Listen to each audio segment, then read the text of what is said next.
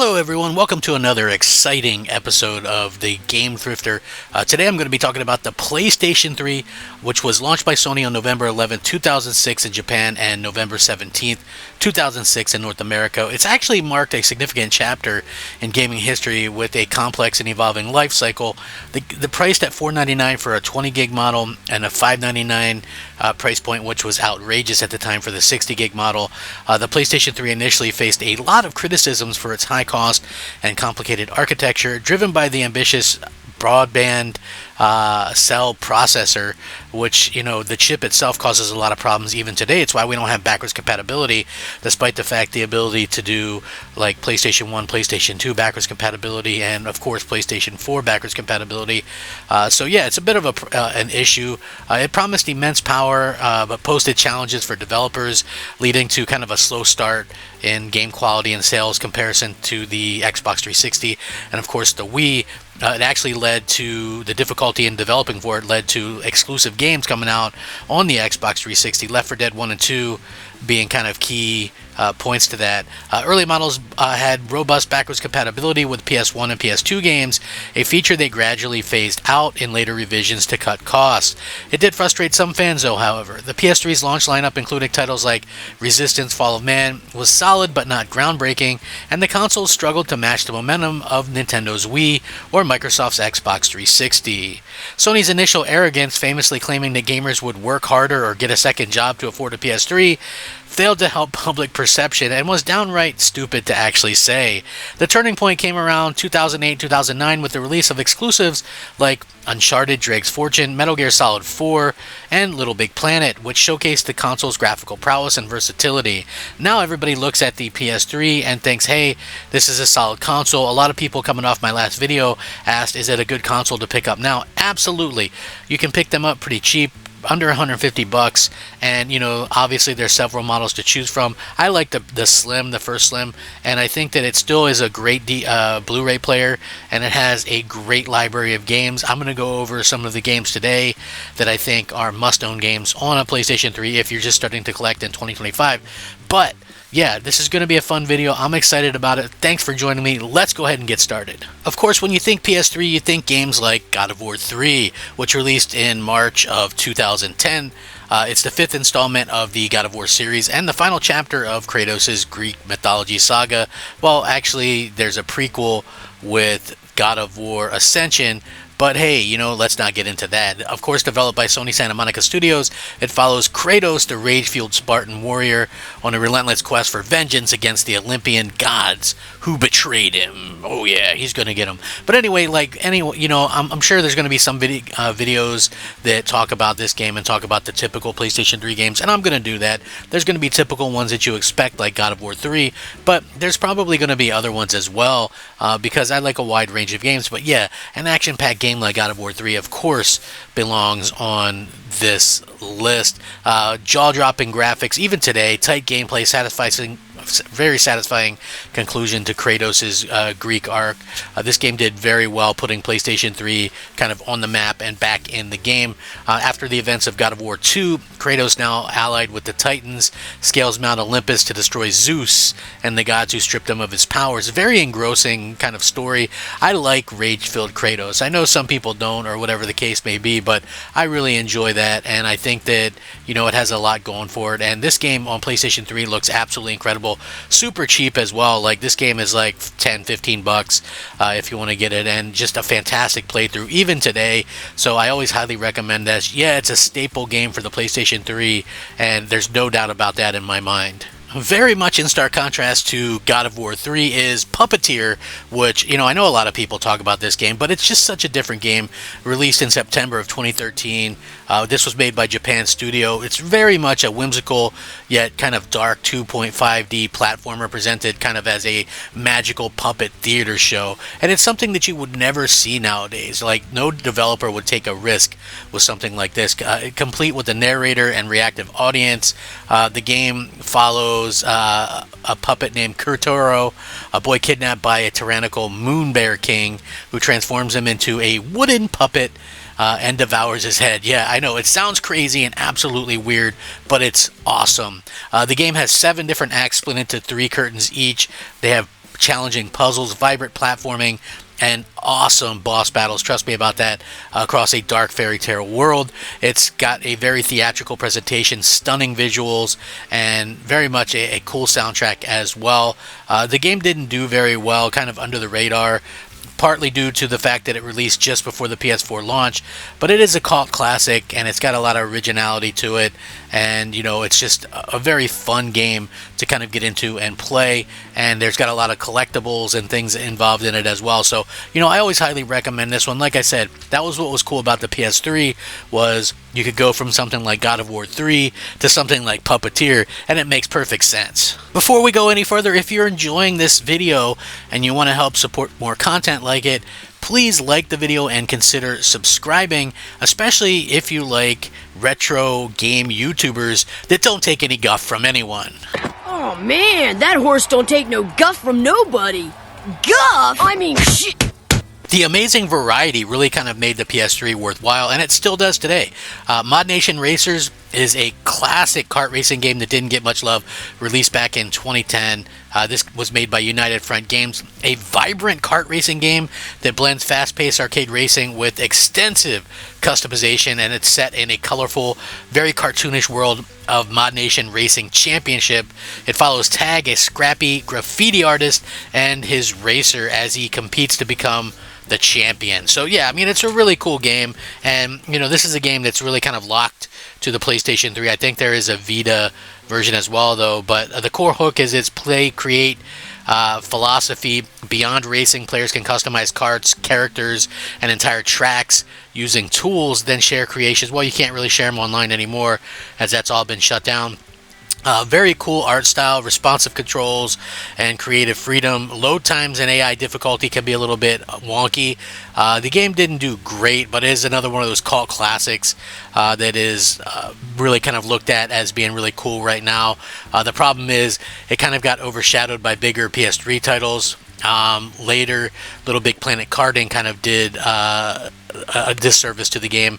The servers have been long since shut down, but the single player and local multiplayer remain fully accessible, and this game is, again, one that's not too expensive, so it's a lot of fun, and it's a cool genre to kind of visit on the PlayStation 3. And the fact that you can go from something like that to Heavenly Sword is really kind of a testament to the library. So it's an action-adventure game developed by Ninja Theory, which was released exclusively on PlayStation 3 back in 2007, set in a very vibrant mythical world. Very cool stuff. You play as this character, a very fierce and skilled warrior who wields the Heavenly Sword, which is a powerful but cursed blade that drains the life of its user while they use it. You engage in fast-paced cinematic combat as well, utilizing the sword's three stances, speed, power, and ranged, to battle hordes of enemies and bosses as well, which, they're pretty cool in this game. I thought that they really did a good job with the bosses and the fighting and the combat and stuff like that. Really nice to see, like, earlier Ninja Theory work. They've done a really good job. Really good visuals as well as fluid motions and the animations as well. Some very emotional storytelling and strong performances as well. In fact, this game has Andy Serkis, who did Gollum, as a character in there as well, and a little bit linear to it, some of it, and the game itself is only about 8 hours long, but overall it's a really nice hack and slash game with a lot of dramatic stuff in it, and they really did just a wonderful job with it. So I always recommend this game. It's pretty cheap, and it's a game that I think if you're going to buy a PS3, you're going to want to definitely play through this one. The PS3 wasn't just about really good exclusives. There's some really good third-party stuff that is basically kind of still locked to that as far as consoles, to the Xbox 360 and PS3 and that generation in particular. Remember Me is one of those. This is a 2013 action-adventure game actually developed by Don't Nod Entertainment and published by Capcom, set in the dystopian Neo-Paris of 2084, so slightly in the future. The game follows Neon, a former elite memory hunter for the underground resistance group, and kind of working to kind of do some things behind the scenes there. I don't give away too much. I don't like doing that. Gameplay blends third-person platform and exploration and melee combat, featuring a unique combo system where players customize her attacks for damage, healing, or ability cooldowns. The standout mechanic is memory remixing, where you manipulate targets' memories by altering key details of interactive sequences. You go through there, a lot of districts and things like that as well. The way that they kind of handled this was really cool. It had some mixed reviews, but it did okay for a new IP. The game can actually be beat in about 9 to 10 hours, so take that into consideration. But also, this game is extremely cheap. I think it's like under $10 or might be $10. It just depends on where you're at, but well worth the price of entry, because this is something that's kind of unique and a lot of fun to play through, and definitely just a game that you can't play anymore. They never remade it or remastered it or made a sequel or anything, so a lot of fun to be had there. The cool thing about the PS3, even at this point, is that the store is still open, and so some games you can still buy digitally. Even some games like this, Ragdoll Kung Fu Fists of Plastic, was a PlayStation 3 exclusive. It was like a party fighting game developed and published by Sony Studios, released on 2009, which is really cool. Players control customizable fighters using intuitive controls with the left analog stick for movement, face buttons for punches, kicks, and jumps. Was really cool the way that they did it. The game offers 8 single-player challenges. It's got some quirky charm to it, some nice visuals, kind of addicting song as well. And, sort of a little Big Planet-esque kind of aesthetic made it a fun, if niche, title. And then you also had stuff like Resogun, which was a launch title on the PS4, but it also came out on the PS3 and the Vita, and it was a cross-gen type thing. So, if you bought it on one, you got it on all three. I'm not sure if that's still the case right now, how they do things, but, yeah, really cool to see that and the way that they kind of handled that. Again, a lot of fun arcade stuff that you can still pick up before it's too late on the PlayStation 3, and they just did really a wonderful job with it. So I always kind of recommend, you go in there and look for some of these quirky titles and things like that, because they're really well done and can be a lot of fun and a little bit more polished than some of the indies and smaller games that we see these days. Going back to like the third-party thing, there's a lot of third-party games, even like X-Men Origins Wolverine, which was a 2009 action-adventure game developed by Raven Software, believe it or not, and published by Activision. One of those games that's not listed anymore. Kind of expensive on the physical side, but it's kind of loosely based off the 2009 film of the same name. It kind of expands on the movie's narrative, delivering a very gritty and standalone story centered on Wolverine, very M-rated as well. Of course, you control Wolverine, leveraging his mutant abilities, regenerating health, razor-sharp adamantium claws, and his heightened senses for visceral hack-and-slash combat. Yeah, that's right. Gameplay really kind of emphasizes relentless action with some light platforming and some small puzzles, using Wolverine's senses to uncover hidden paths and things like that. You can upgrade the abilities via experience points. The campaign is about 10 hours long, maybe a little bit longer. Includes a lot of boss battles and kind of moments that aren't in the film. There's an extended fight with a giant sentinel as well, not to give away too much.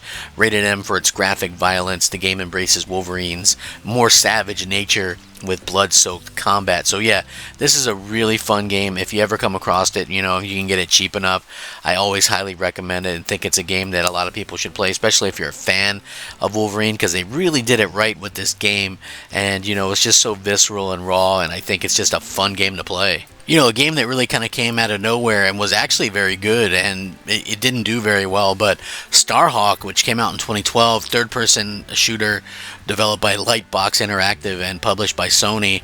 It's a spiritual successor to 2007's Warhawk, which was a multiplayer-only game. So this introduces a single-player campaign with a very kind of unique build and battle system, blending fast-paced shooting with real-time strategy elements, set in like a sci-fi frontier.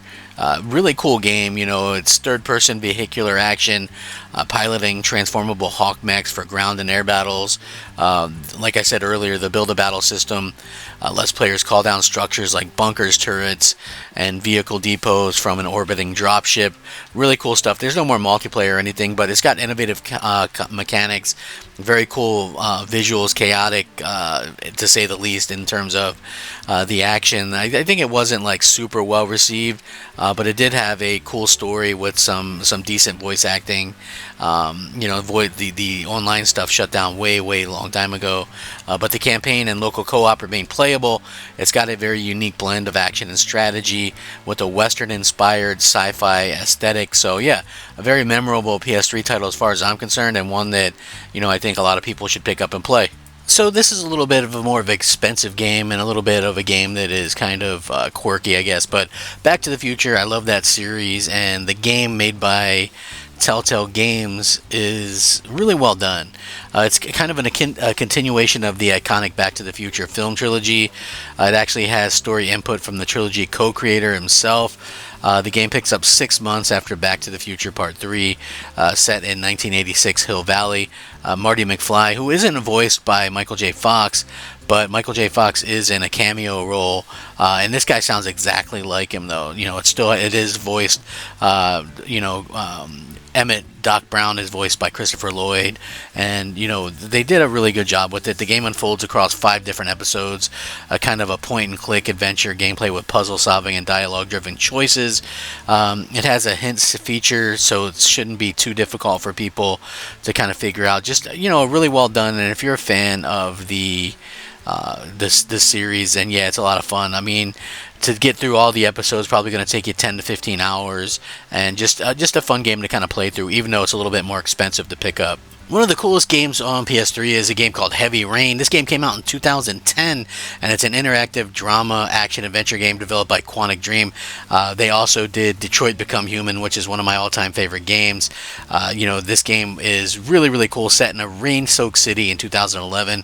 The game follows 4 different protagonists whose lives kind of intertwine as they investigate a killer known as the Origami Killer, a serial murderer who drowns young boys in rainwater and leaves origami figures at the scene. So I don't want to get too much into that and give that away, but the gameplay itself is driven by cinematic choice-based storytelling, blending quick-time events with some exploration as well as dialogue decisions that shape the branching narrative. You control characters through third-person perspective, performing context-sensitive actions ranging from mundane tasks to some chase fights or fights. It really kind of depends on what you want to do. The game itself, 9 to 10, 11 hours, somewhere in between there, depending on how fast you are, how into the game you get. It features kind of a noir-inspired aesthetic. Really good game. Well received back in the day, and still should be well received today, because it's a game that's a lot of fun and something that I think a lot of people would enjoy playing through, especially if you're into these types of games.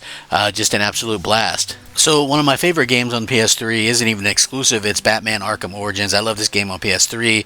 I love it on Xbox 360.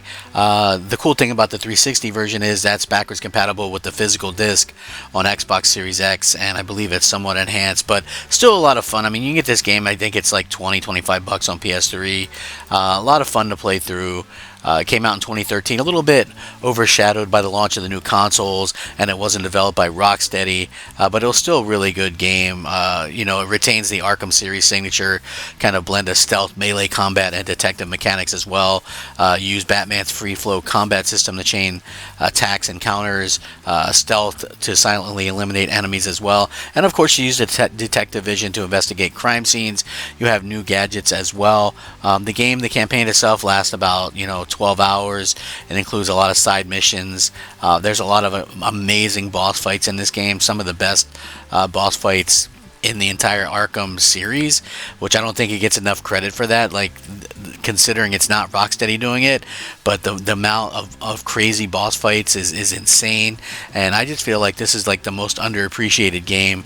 They really did a good job with it, and it's probably one of those games that doesn't get enough credit for being amazing, but it's well worth playing. So I try to do a good mix of some games that maybe aren't as well known, but of course there's your staples. There's the Uncharted series, there's Killzone 2 and 3, there's Resistance 1 through 3, there's of course The Last of Us. These are games that are probably on a lot of people's lists, and rightfully so. These are great games, but I wanted to bring in kind of my perspective. I think I like a lot of different types of games, and at the end of the day, I feel like we all have our own kind of opinions and should be respectful of that. You'd be surprised at how often often I do a list or whatever, and then you have people like tell me, oh, those games suck or whatever. I mean, listen, it's opinion based. We all like different things. We all like different types of games. So I think that's the important part. As long as you're gaming, I think that's cool. Like at the end of the day, we're all gamers, and we should be kind of respectful of that. But yeah, there's just a ton of great PS3 games. It's a heck of a buy in 2025 or whatever year you want to pick one up, and hopefully this list helps you out. But once again, I really appreciate you guys watching, and I'll catch you guys next time. Have a great day. Game on, my friends. Game on.